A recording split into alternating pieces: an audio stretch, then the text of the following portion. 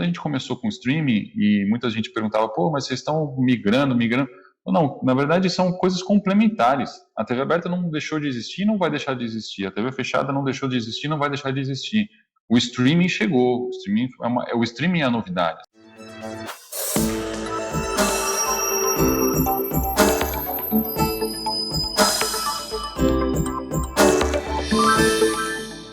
Ele que tem uma carreira gigantesca de décadas, e eu acabo de descobrir que ele tem 34 anos, Bernardo Ittri. Ele é vice-presidente executivo de comunicação e marketing da Federação Paulista de Futebol. Ittri, seja muito bem-vindo ao Esporte Executivo. Vinícius, obrigado. Eu que agradeço o seu convite e é um prazer estar com vocês aqui nesse canal tão importante e que tem trazido gente tão relevante no mercado. Para mim é uma honra. A honra é toda minha. O Ittri, ele já passou por diversas áreas da comunicação da imprensa, já fez rádio, revista, jornal, site, uma passagem importante pela Folha de São Paulo, entrou para a comunicação corporativa da Federação Paulista, e aí começou a crescer, e a gente consegue perceber movimentos bem assertivos, bem estratégicos da Federação Paulista nos últimos anos. Sorte, né? Isso é aleatório, não tem nada a ver com o seu trabalho, né, Bernardo? Nada a ver. Não, tem, né? Não vou ser um falso humilde aqui e falar que não tem, acho que tem, mas tem um propósito muito grande por trás de tudo isso, né? Eu acabo sendo uma parte de um movimento muito grande que a federação tem protagonizado nos últimos anos, sob a liderança do presidente, que é o Reinaldo Carneiro Bastos, o Mauro Silva, que é nosso vice-presidente, Fernando Soleiro, enfim. Na verdade, vem de um movimento de profissionalização do futebol paulista. Eu acho que esse é o grande atalho que a gente encontrou. Hoje, na Federação Paulista, não tem ninguém que está acomodado, ninguém que tem cargo indicado ou qualquer coisa do tipo. Na verdade, o que tem, foi uma escolha de mercado das pessoas. Eu, no começo, quando cheguei em 2015 na área de comunicação e mais recentemente, no ano passado, também assumi na área de marketing, mas uma série de pessoas aqui super profissionais que trabalham pensando em fomentar o futebol de São Paulo, gerar novas receitas para os clubes e organizar competições bem feitas. Então, acho que esses são os passos que a gente tem dado nos últimos anos. E vocês fizeram um movimento, eu vou primeiro falar da Federação Paulista, depois eu vou falar um pouquinho mais de ti, mas tem um movimento que para mim foi muito incrível, que é a transmissão por um aplicativo. E aí você fala assim, pô, quer dizer então que a Federação fez algo que ninguém tinha feito no mundo inteiro? Não é isso. Mas é saber valorizar o produto que tem e entender. O Ittri sabe, alguns de vocês sabem, vão falar agora. Sou juventino, trouxe para o Juventus da Moca, e é interessante esse cuidado, porque o futebol de São Paulo tem uma característica que é bem específica daqui, que é o Estado tem na sua segunda divisão um nível competitivo muito alto, né? E isso se traduz na parte técnica, também em investimentos de alguns clubes. A gente não está falando de alguns campeonatos regionais, primeira divisão, não tem investimento que tem na segunda divisão aqui, né? E uma movimentação de pessoas, interesses e mídia. Como é que foi essa decisão de vocês de... Eu vou usar esse conceito, você pode falar diferente, mas de profissionalizar também a transmissão das divisões além da Série A de São Paulo? Legal. Na verdade, concordo com você no que você fala do nível de competitividade que a gente tem, da realidade, na verdade, do futebol de São Paulo, né? O futebol de São Paulo, ele é composto por clubes de massa, né? Clubes que têm uma receita grande, que têm uma torcida muito grande, e é composto por clubes extremamente relevantes e históricos, que têm sua tradição e têm sua importância regional e nacional muito grande. Então, assim, tentando passar um pouco o panorama do que a gente identificou em 2015, quando eu entrei aqui, e o que a gente vem trabalhando nos últimos anos, basicamente a gente olhou, a federação organiza em média 4 mil jogos por ano, são mais 17 campeonatos que a gente organiza. Claro que tem o mainstream, que é a Copa São Paulo, o Campeonato Paulista Série A1 e o Paulistão Feminino, mas a gente tem a Série A2, como você falou, que tem o Juventus, a gente tem a Série A3, a gente tem a Copa Paulista, a gente tem a Segunda Divisão, a gente tem todos os subs 20, 17, 15, 13, 11, o Sub-17 feminino, o Festival feminino, enfim, a gente tem uma série de competições. E desses 4 mil jogos, em 2015, a gente notou que menos de 10%, cerca de 7% tinham transmissão, em algum tipo de plataforma. Em 2015, 100% dessas transmissões eram em plataformas lineares, transmissão aberta em TV fechada, TV aberta, e nada em streaming. E a gente começou a trabalhar esse streaming, justamente para a gente conseguir dar visibilidade, ou seja, o sujeito ou ele ia para o estádio assistir o jogo, ou ele não tinha nenhum tipo de acesso ao jogo em imagem, a não ser por rádio. Então a gente começou a trabalhar e tentar dar essa visibilidade, o que eu acho que no final das contas permitiu com que os torcedores tivessem acesso aos jogos dos seus clubes, aqui os torcedores pudessem ver as marcas que patrocinam seus clubes, as marcas terem algum tipo de exibição maior do que elas já tinham, as competições trazerem mais parceiros, e no final das contas a gente foi evoluindo ano a ano com isso. Então, em 2016, a gente começou esse projeto, a gente começou transmitindo 46 jogos. Em 2017, 2018, a gente foi fechando alguns contratos importantes com alguns players importantes. O primeiro, é importante relembrar, foi o Maicujo, que hoje foi adquirido pela Eleven. A gente tem também, trouxe o Facebook no Sub-20, a gente trouxe o Facebook com o Paulistão Feminino e com a Copa São Paulo. Enfim, a gente foi trazendo parceiros estratégicos para a gente conseguir dar essa visibilidade, gerar esse protagonismo maior ainda para o futebol de São Paulo e, no final das contas, gerar mais receitas, gerar e fomentar o futebol de São Paulo, os atletas, os clubes e, consequentemente, as competições. Então, acho que foi um movimento passo a passo que a gente foi dando, um movimento relativamente rápido que a gente conseguiu chegar. 2020 a gente terminou, 2020 tudo bem que foi um ano completamente atípico, Sim, né? sim. Mas a gente terminou com mais de 800 jogos transmitidos, 100% dos jogos exibidos, organizados na verdade pela federação em 2020 foram exibidos. Em 2019 esse número já foi de mais de 1.100 jogos que a gente transmitiu. Então é um processo que a gente vem caminhando para gerar essa visibilidade, gerar maior engajamento e conseguir, também acho que um ponto importante para trazer aqui, Vinícius, a federação ter um ponto de contato com o torcedor, né? Tá. Então, acho que esse é um gap que existia, que a gente notava que existia, que a federação organiza o campeonato, quem fala com o torcedor é o clube. A gente pode falar com o torcedor, a gente pode conhecer esse torcedor. Então, voltando no começo da sua pergunta, foi o Paulistão Play, né, que a gente criou, que a gente lançou no começo desse ano, que é base de uma estratégia maior nossa, de comunicação, que permitiu também a gente conseguir fazer esse contato mais direto com o torcedor. No final do dia, a gente acabou terminando a Série A3, que a gente transmitiu 2 competições só nesse ano, dentro do Paulistão Play. A Série A2, né, o Paulistão Série A2 e o Paulistão Série A3, que a gente finalizou o mês de maio com 57 mil cadastros, 57 mil pessoas que a gente não tinha a menor noção, a gente nunca conheceu, a gente nunca dialogou com essas pessoas. A gente hoje tem um cadastro, a gente sabe o que elas consomem, como elas consomem, o que permite a gente oferecer para o torcedor resultados melhores ainda, experiências melhores. E aí, você teve um momento que você falou assim, olha, isso também de alguma forma pode gerar novas fontes de renda para os clubes, para todo o círculo. E é interessante, Leonardo, porque às vezes a fonte de renda, ela não nasce como uma fonte de renda. Você faz algo acontecer e isso ao longo do tempo se transforma em uma fonte de renda. Se você nunca fizer, nunca vai ser uma fonte de renda, né? Então é interessante porque isso. Pode ser que no curto prazo as pessoas falam, mas no curto prazo não dá para ganhar dinheiro, não dá. Mas é um trabalho, né? Um trabalho consistente, é uma exposição diferente. São 57 mil pessoas com alcance direto, como você disse agora.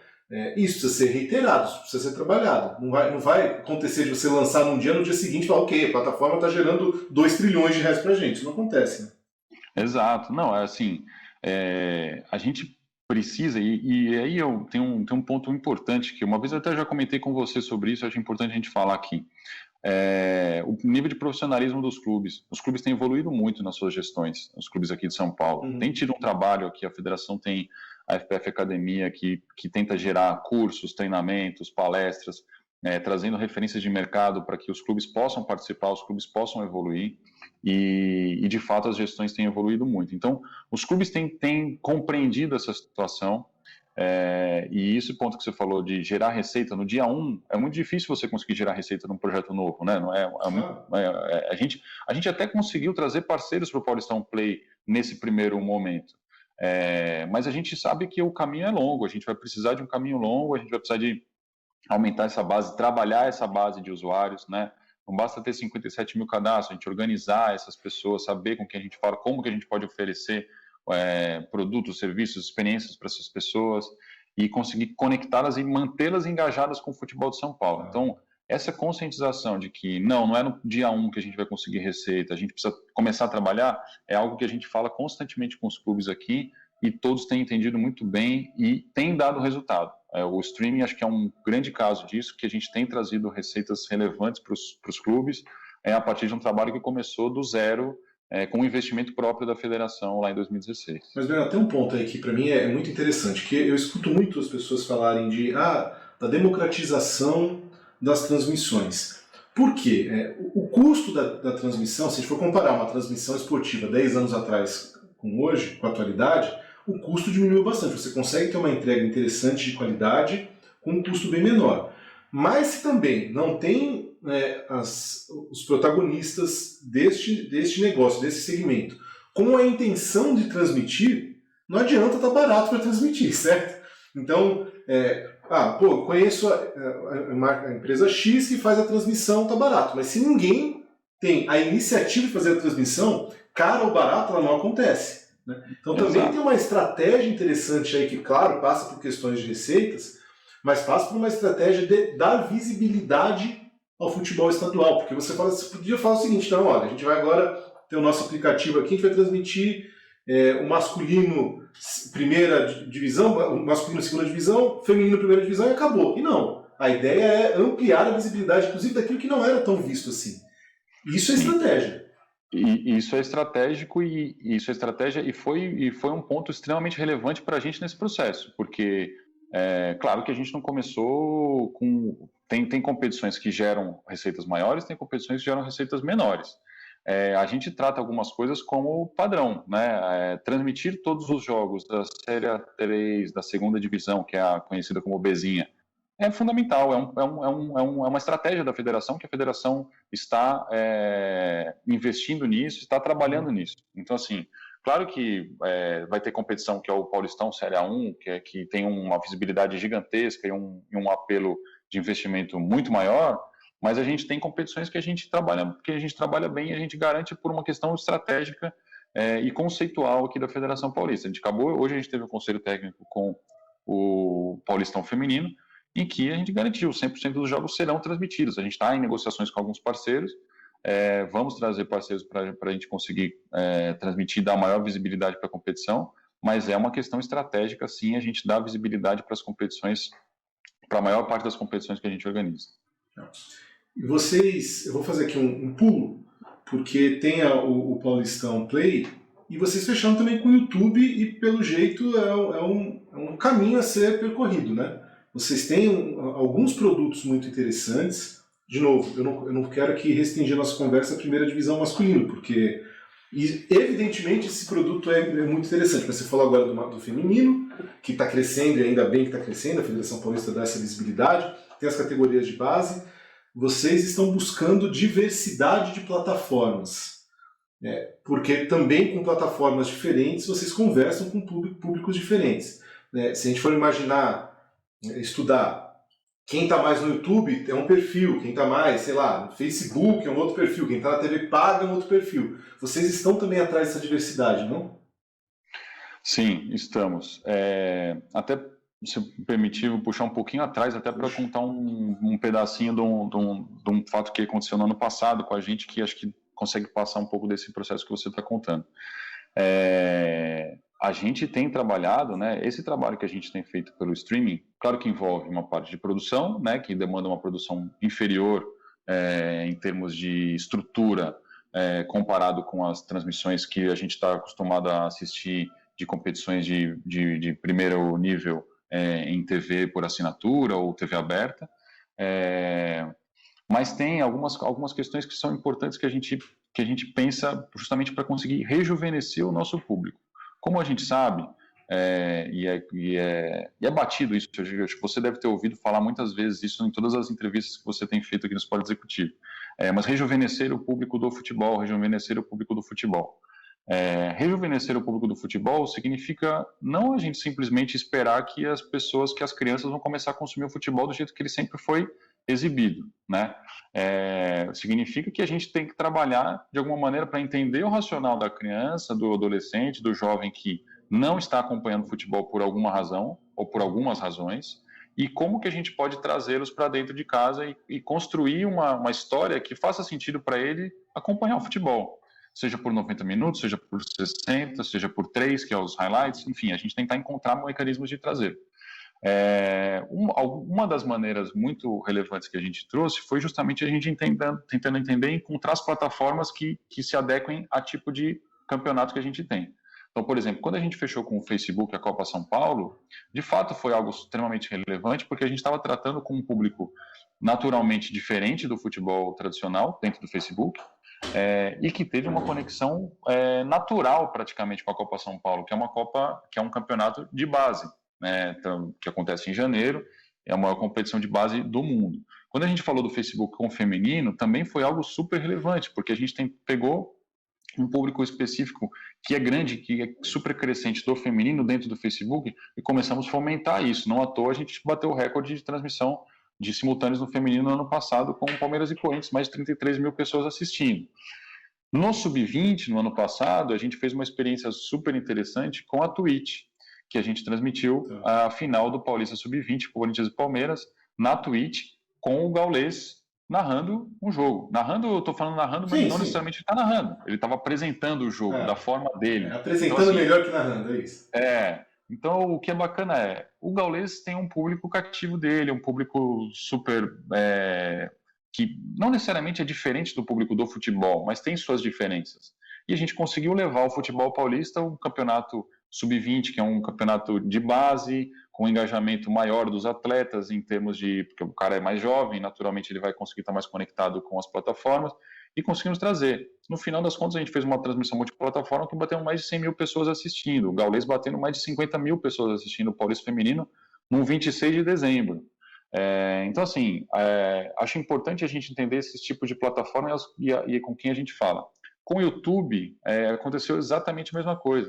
A gente tem pesquisas que apontam em relação ao nosso público hoje, né, o público tradicional do futebol, e o YouTube tem milhões de ferramentas e milhões de dados que tratam do seu público dentro da sua plataforma, o público que consome futebol.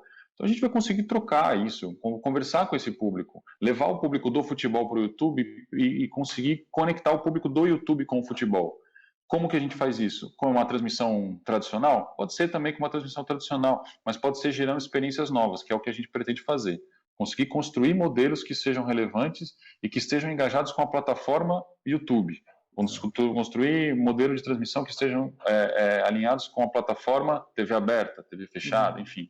A gente tentar entregar para o torcedor ou para o consumidor o produto da melhor maneira e que ele seja consumido e que ele consiga trazer cada vez mais gente para estar junto. Mas, Bernardo, tem um ponto aí.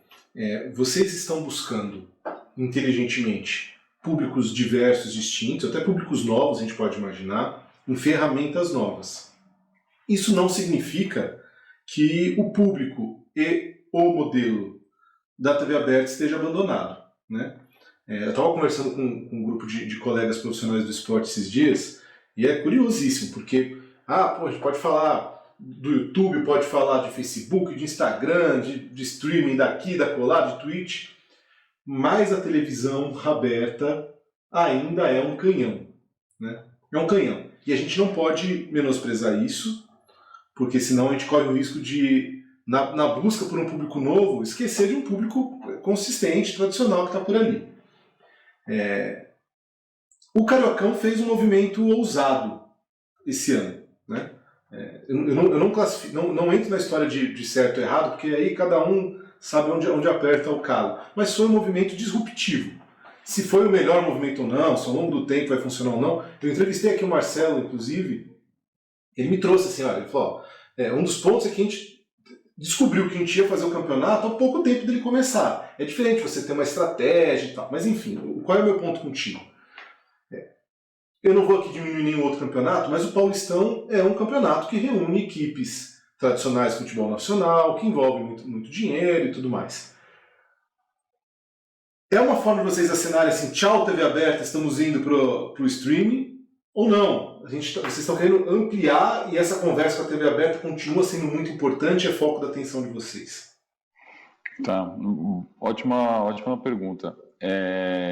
sim, TV aberta é extremamente relevante para todos nós e o futebol é extremamente relevante para a TV aberta. Não à toa, só trazer um dado aqui importante, pelos últimos 4 anos, 2021, 2020, 2019, 2018, as maiores audiências da TV aberta com futebol, e aí eu não estou nem falando do futebol, só estou tirando a Copa do Mundo, tá? Não estou nem falando do futebol brasileiro, futebol sul-americano, Libertadores, as maiores audiências foram das finais do Campeonato Paulista. Então, evidentemente que a gente não pode desconsiderar e não desconsideraremos, e é estratégico para a gente, é super importante a TV aberta. A TV aberta... Nem a TV aberta vai desconsiderar, né? Se você tem esse dado, ela também não vai desconsiderar. Evidente, não, é um movimento natural, acho que na verdade, assim, quando a gente começou com o streaming, e muita gente perguntava, mas vocês estão migrando, não, na verdade são coisas complementares. A TV aberta não deixou de existir, não vai deixar de existir, a TV fechada não deixou de existir, não vai deixar de existir. O streaming chegou, o streaming é a novidade, assim como, lembrando lá, quando a TV chegou, que falaram que o rádio ia acabar e tudo mais. As coisas não entendo que as coisas são excludentes, elas são complementares. Elas são tão complementares que se você for olhar para os melhores modelos de comercialização de direitos no mundo, que para mim, acho que talvez o caso mais emblemático é a NFL, no último ciclo, envolve TV aberta, envolve streaming. Então, assim, a gente tem que entender que são questões complementares. Por quê? A gente não está desconsiderando nenhum tipo de público, a gente quer considerar que a gente quer agregar, a gente quer trazer mais público para cá. Então, a nossa estratégia, ela é simples, é garantir a maior visibilidade e a maior receita para os clubes diante da comercialização dos direitos. Aí tem uma estratégia interessante, que assim, a TV aberta é por uma questão de tempo e custo de tempo, o foco é muito a transmissão do jogo. Então, tem ali um jogo a ser transmitido. Claro, a televisão aberta pode fazer uma coisa ou outra, mas o tempo é mais restrito, porque é mais caro. Né? Então, está mais focada na transmissão do jogo. Você tem uma especialidade, e aqui não é nenhum elogio vazio, mas é um foco seu, que é a construção de conteúdo. Então, tudo aquilo que envolve além da partida. Porque uma partida de futebol ela pode ser excepcional e ser só, entre aspas, a partida de futebol. Mas vocês, quando estão fazendo esse movimento de ampliar, de ir além da TV aberta, vocês já sabem muito bem, melhor do que eu, que se for entregar só o jogo, não vai alcançar. Tem que ter um conteúdo estratégico. E você é um cara muito atento a isso. O quanto que o futebol hoje deixou de ser só o futebol dentro de campo para ser uma plataforma de conteúdo muito maior e que talvez só assim, Bernardo, vocês, qualquer outras pessoas, ou outras entidades que queiram movimentar, talvez só consigam alcançar outras pessoas se transcenderem a disputa dentro de campo. Ou eu estou muito louco? Não, é super importante isso que você está falando, sim. Claro que o ao vivo é o ao vivo, né? Então, assim, o ao vivo tem a questão de você acompanhar no momento em que isso está acontecendo, tem a ansiedade de chegar ao momento do jogo. Então, o ao vivo ele tem uma relevância extremamente relevante para tanto para o nosso lado, né, de detentores de direitos, que o nosso clube, federação, quanto para as plataformas. Então, o ao vivo ele tem uma relevância enorme. Agora, a sustentação, né, e comunicação é sustentação, né, não é se eu posso fazer um jogo no domingo extremamente relevante, se eu não posso falar nada ao longo da semana, meu engajamento vai ser muito menor do que se eu conseguir construir uma estratégia de conteúdo ao longo da semana, de semanas anteriores e tudo mais. Mas eu entendo que é necessário e é fundamental trabalhar muito bem o ao vivo para você promover a sua competição, promover o seu jogo. Não é à toa que a Globo, que é a nossa parceira atual, tem o Bom Dia São Paulo falando de futebol, o Bom Dia Brasil falando de futebol, o SPTV entrando no futebol, o Globo Esporte entrando no futebol, o SPTV2 entrando no futebol, o Jornal da Globo, enfim, tem uma janela, tem várias janelas de comunicação em que ela promove o futebol e o conteúdo que ela tem. Do nosso lado, também é a mesma coisa. Então, também para citar um exemplo aí que a gente fez ano passado aqui, para a gente foi super gratificante fazer, com o feminino, com o Facebook. Na verdade, o nosso acordo com o Facebook, ele envolvia ao vivo, mas ele envolvia também uma série de conteúdos laterais que a gente trazia. E a gente trouxe no ano de 2020 a primeira série documental sobre o futebol feminino, que foi o Absolutas. uma série dirigida pela Lili Fialho. A gente trouxe a Lili com o João Weiner para coordenar também essa série. Ou seja, a gente precisava fazer as transmissões, sim, extremamente relevante e um produto gigantesco dentro do nosso acordo, mas esses conteúdos laterais são fundamentais para dar sustentação e tentar trazer esse público, conseguir gerar mais público e maior engajamento para as transmissões e maior engajamento para a competição. No final das contas, o que a gente valoriza é a competição com esse tipo de conteúdo também. Você está falando muito do futebol feminino. Está ganhando uma independência, uma força muito bacana, né, entre... Que a gente gosta muito aqui, cara. Na verdade... É um xodózinho, né? A gente tem uma atenção muito grande, desde a Aline Pellegrino, que estava aqui com a... Não sei se você, inclusive, já entrevistou ela. A Aline, talvez ela tenha sido o grande estopim para a gente, para mim, pelo menos, ter essa paixão pelo futebol feminino. O futebol feminino tem gerado cada vez maior interesse. Eu costumo falar agora nesse ano, que é um ano de Olimpíada, né? Infelizmente, uma parte da população lembra do futebol feminino em ano de Olimpíada, né? Ele lembra que ele existe. Mas ele, ao longo dos 4 anos até a Olimpíada, ele sobrevive, né? E aqui em São Paulo a gente tem que tomar um cuidado, tem que ter um cuidado muito grande, uma atenção muito grande. Afinal, o São Paulo é o primeiro campeonato de futebol feminino da história, foi aqui no Brasil. Ainda depois de 2 proibições por ditaduras e tudo mais, a gente fez em 87 o campeonato feminino e a gente tem um cuidado muito grande. Então, é um foco principal, se for colocar entre o patamar estratégico da Federação Paulista, o futebol feminino é prioridade aqui e continuar sendo. Então, a gente quer fomentar o Paulistão feminino cada vez melhor. Não à toa que a gente tem, entre os últimos campeões brasileiros, sempre clubes paulistas.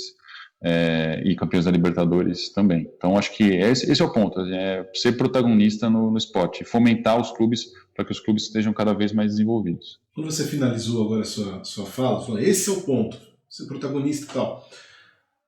Você hoje é responsável por todo o planejamento, estratégia e execução de tudo que envolve comunicação e marketing na Federação Paulista.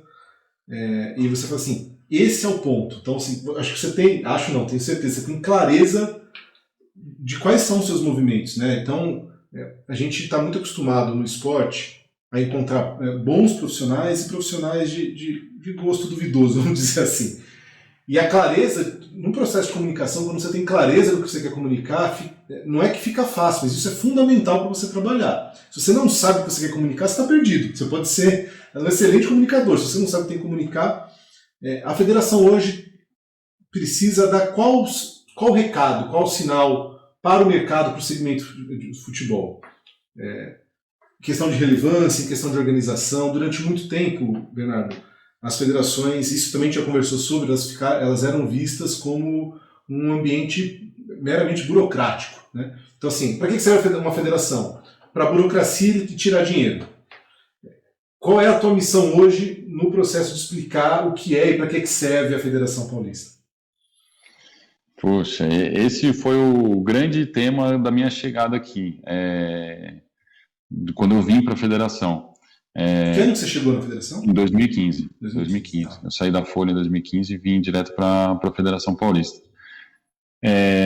Cara, sim, acho que é fato isso, né? As entidades esportivas, em geral, elas têm essa mácula de burocrata, né? Além de outras até piores, né? De históricas, que por maus feitos que já aconteceram. Uhum. Eu acho que, na verdade, cara, acho que é passar a verdade. Eu acho que não dá para você omitir a realidade que acontece dentro da sua casa, né? Você talvez consiga omitir por 1, 2, 3 dias, mas não consegue passar essa verdade para frente. Eu acho que a nossa missão aqui sempre foi muito clara, e o Reinaldo, que é o presidente, é uma pessoa que tem uma abertura muito grande para conhecer. Ele sempre fala assim, eu quero fazer coisa nova, não quero fazer a mesma coisa, eu não quero. Eu volto para casa. E eu acho que esse que é o ponto. Ter um estímulo, ter uma liderança que estimule a gente a fazer coisas novas e diferentes e que fomentem o futebol. A gente tem que entender que a Federação Paulista é uma prestadora de serviço dos clubes. A Federação Paulista, hoje, ela funciona como uma liga. Não existe nenhum tipo de decisão que é tomada sem os clubes participarem. Nenhuma.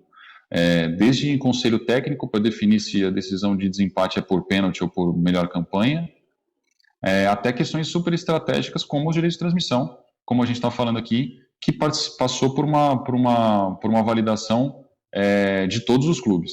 Então, assim, a gente tem uma construção coletiva, a gente tem que entender o nosso papel. Nosso papel é prestar serviço para os clubes, organizar as competições e gerar receitas e fomentar o futebol de São Paulo. Como que a gente faz isso? Acho que daí entra com o que você falou, né? A nossa clareza.